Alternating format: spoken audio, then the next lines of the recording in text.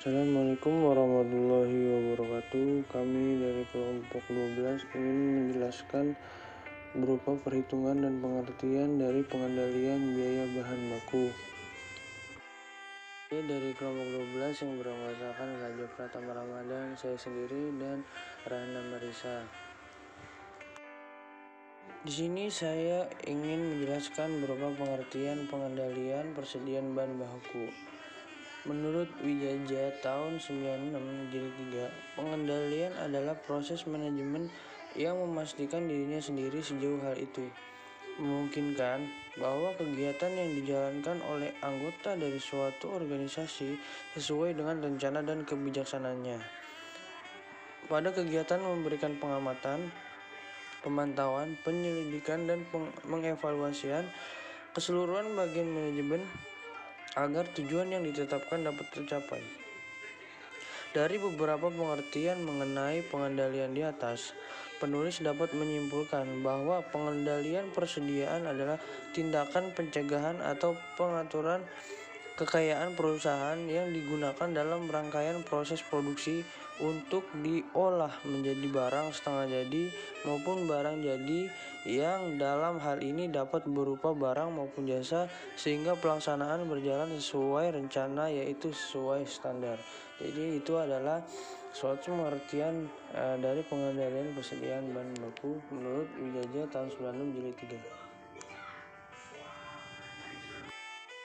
Untuk poin yang kedua, cara persediaan bahan baku. Menurut Rangkuti Freddy tahun 96 jilid 19, cara persediaan bahan baku yang dapat dipakai antara lain: yang pertama, metode analisis ABC. Yang kedua, metode pengawasan persediaan. Yang ketiga, persediaan dalam kondisi tidak tentu dan ada pemesanan kembali. Yang keempat, persediaan dalam kondisi tidak tertentu dan tidak ada pemesanan kembali. Yang kelima, sistem persediaan just in time. Untuk poin yang ketiga, yaitu faktor yang mempengaruhi persediaan bahan baku. Menurut Bambang Rianto tahun 2001 jilid 74, besar kecilnya persediaan yang dimiliki oleh perusahaan ditentukan oleh beberapa faktor antara lain: yang pertama, volume yang dibutuhkan untuk melindungi jalannya perusahaan terhadap gangguan kehabisan persediaan yang akan menghambat atau mengganggu jalannya produksi. Yang kedua, volume produksi yang direncanakan, di mana volume produksi yang direncanakan itu sendiri sangat tergantung kepada volume sales yang direncanakan.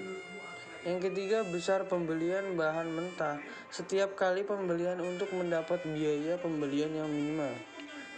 Yang keempat, estimasi tentang fluktuasi harga bahan mentah yang bersangkutan di waktu-waktu yang akan datang. Yang kelima, peraturan-peraturan pemerintahan yang menyangkut persediaan material. Yang poin keempat adalah metode pengendalian bahan baku. Di sini ada dua dari metode pengendalian bahan baku. Yang pertama itu order selling metode, yaitu memeriksa secara periodik status jumlah bahan baku yang tersedia untuk setiap itemnya. Yang kedua adalah min-max metode, atau didasarkan pernyataan bahwa jumlah dari sebagian besar item persediaan berada pada kisaran batas tertentu. Jadi untuk metode pengendalian bahan baku di poin keempat ini ada dua poinnya: order selling metode dan min-max metode. Oke, poin selanjutnya yaitu poin kelima, yaitu metode pengendalian bahan baku. Di sini ada beberapa metode. Yang pertama, untuk metode physical metode atau metode periodik dengan menggunakan cara perhitungan. Di sini ada beberapa cara perhitungan dari metode fisik. Ada 4. Yang pertama itu pendekatan identifikasi khusus. Yang kedua, pendekatan rata-rata sederhana. Yang ketiga, pendekatan rata-rata tertimbang. Yang keempat, pendekatan masuk pertama keluar pertama atau first in first out. Jadi nanti yang kita akan jelaskan itu perhitungan pendekatan identifikasi khusus yang nanti kita akan jelaskan di poin selanjutnya. Berikut adalah contoh soal perhitungan dari pendekatan identifikasi khusus.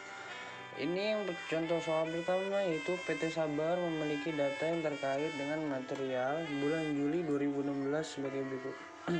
Jadi di sini ada contoh kolom yang terkait dengan material bulan Juli 2016. Jadi masing-masing tanggal 1, 9, 12, 16 dan juga ada volume pembelian, harga unit dan volume pemakaian. Oke, yang selanjutnya adalah contoh penyelesaian pendekatan identifikasi khusus. Jadi ya ini adalah tabel bulan Juli 2016 dan ini adalah penyelesaian pendekatan identifikasi khusus dalam menghitung pembelian bahan.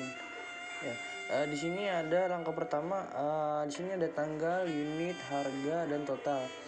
Jadi untuk mencari unit kita itu bisa mencari di volume pembelian yang ada di tabel bulan Juli dan seterusnya dari tanggal 1, 12, 16, 17 dan 25. Dengan harganya itu kita juga bisa lihat di tabel bulan Juli tahun 2016. Itu contoh nomor 1 itu di tanggal 1 bulan Juli itu pembelian itu sebanyak 1.200 dengan harga 500. Jadi nanti dari masing-masing unit yang yang dibeli pada tanggal tersebut nanti dikalikan dengan harganya itu, dengan harga per unit.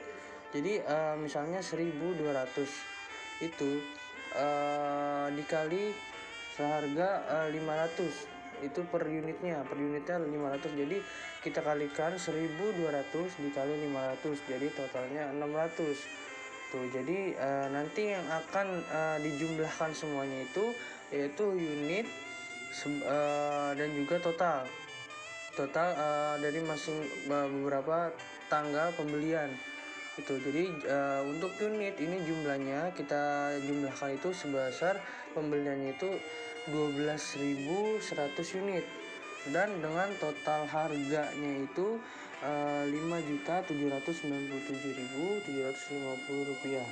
Itu untuk langkah pertama. Contoh yang kedua yaitu masih sama dengan penyelesaian pendekatan identifikasi khusus. Jadi yang langkah kedua ini kita menghitung volume persediaan akhir itu. Jadi kita masih terpatok dengan tabel bulan Juli 2016 itu. Jadi untuk langkah kedua menghitung volume persediaan akhir kita yang pertama itu angka 800 ini itu persediaan awal. Nah, kan di sini ada angka 800 dari persediaan awal. Jadi tanggal 1 itu di persediaan awal itu kita menyediakan 800 unit itu. Dan yang kedua itu ada pembelian. Dari pembeliannya ini total dari pembelian yang tabel sebelumnya di tabel nomor menghitung pembelian bahan itu. Jadi kan dari tanggal 1, 12, 16 itu kita belanja tuh 1.200, 5.250. Nah, yang itu adalah total jumlah pembelian unit itu 12.100. Dan selanjutnya adalah bahan baku tersedia. Jadi bahan baku yang tersedia ini yang ada di tabel, yang jumlah yang ada di tabel sebesar 12.900. Dan pemakaian bahan baku itu jumlah juga pemakaian bahan baku di sini total yang ada di tabel 10.680 itu. Jadi untuk mencari angka persediaan akhir bahan baku yaitu dengan menjumlahkan 12.900 dikurang 10.680. Jadi bahan baku tersedia dikurang pemakaian bahan baku. Jadi totalnya itu 2.220 itu.